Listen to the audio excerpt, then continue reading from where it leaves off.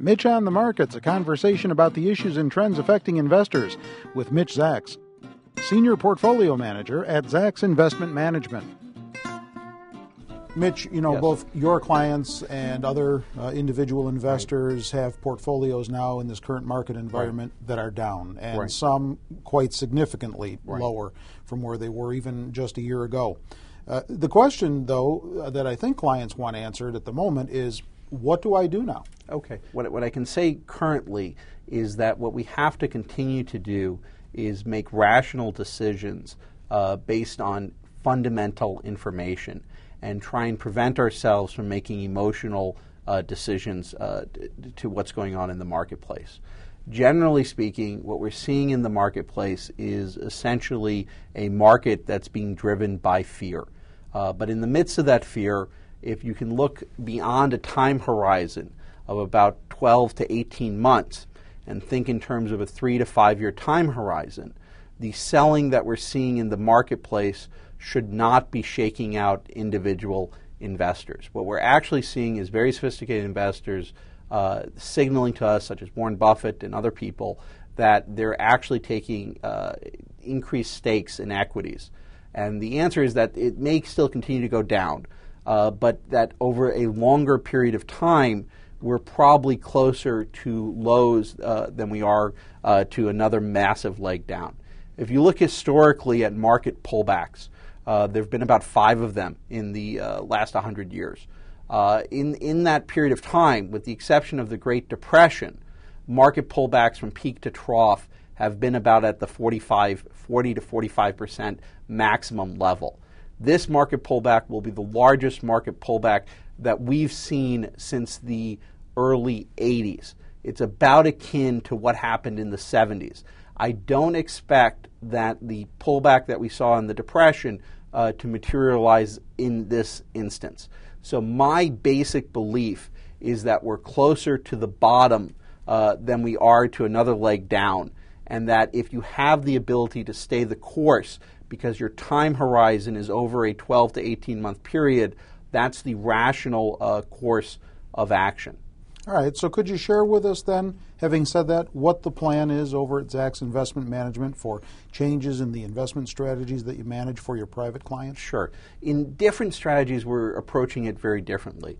In our Zacks rank strategy, cash levels have been raised to about the 10% level. In our focus growth and our dividend strategy, we're reducing what's called tracking error risk and bringing the portfolio closer to benchmarks in terms of large cap growth and large cap value to reduce overall risk.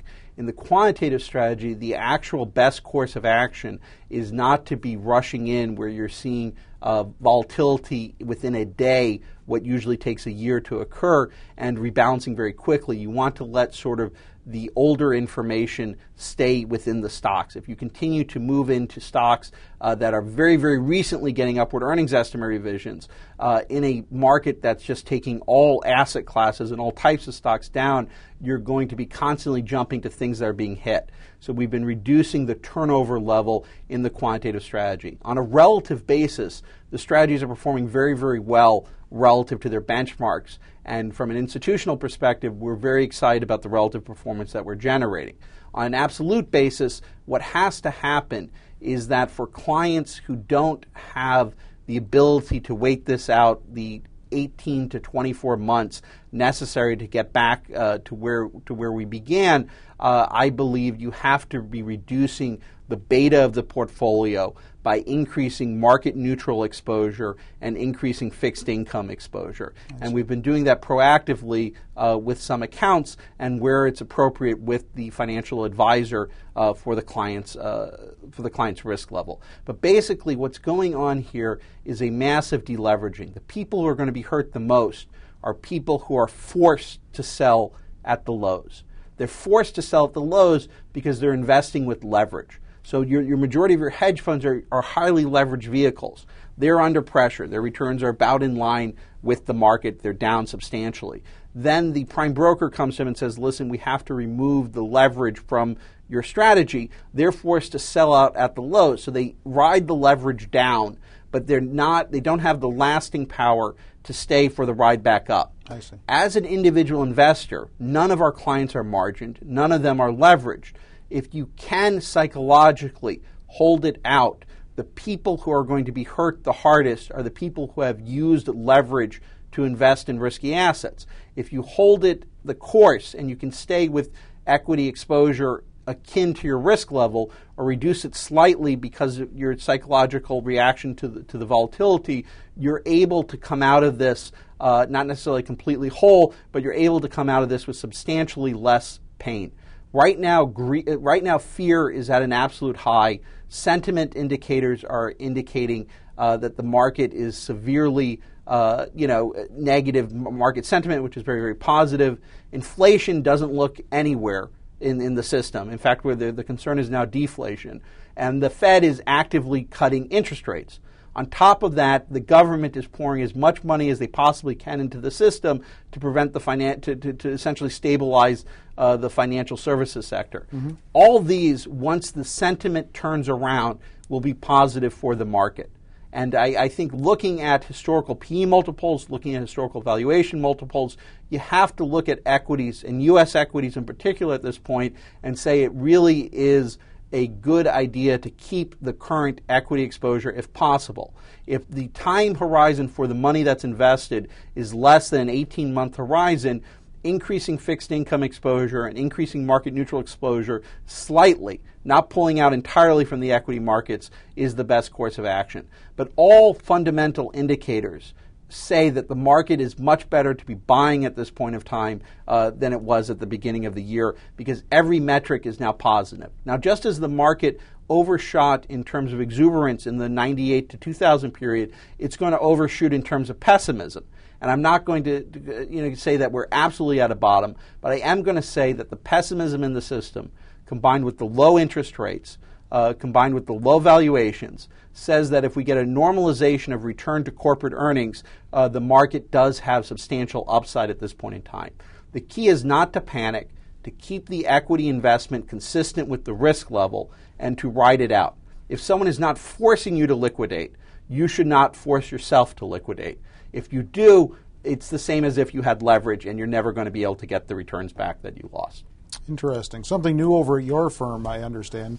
You've recently launched a market neutral fund. Tell us briefly about the fund and if it's something appropriate for clients to move additional assets to. It is appropriate to move a percentage of assets to. What I don't want to have happen with clients is to have them go from being 100% in the equities to 100% into market neutral. It has to be a portion of the assets. A market neutral strategy goes long and short an equal dollar amount of stocks. So there's no net market exposure. So the returns that we can generate in the market neutral mutual fund are independent of the market over time. So whether the market goes up or down in a given day, week, month has no bearing on what the market neutral strategy is able to generate.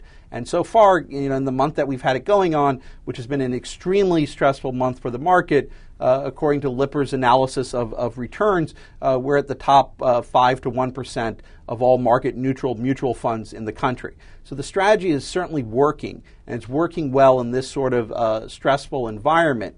The issue is that the expected return on that strategy is about a 7 to 9% net return. My anticipation is that as housing begins to bottom out, as interest rates continue to be cut, and as we see a rebound in corporate earnings due to the financial services sector having a massive influx of capital, the market should be able to generate a higher level of return over the next 12 to 15 months. But I have been bullish on the market consistently. You have. And I continue to recommend that if you are invested in the market, that it is the best long-term way of generating wealth. And the reason you're able to is because of periods like this where it shakes people out. But allocating a portion to market neutral is something that's appropriate for lower risk investors and for investors who need to access those funds within the next 12 to 18 months. All right, we've been talking with Mitch Zacks, Senior Portfolio Manager at Zacks Investment Management.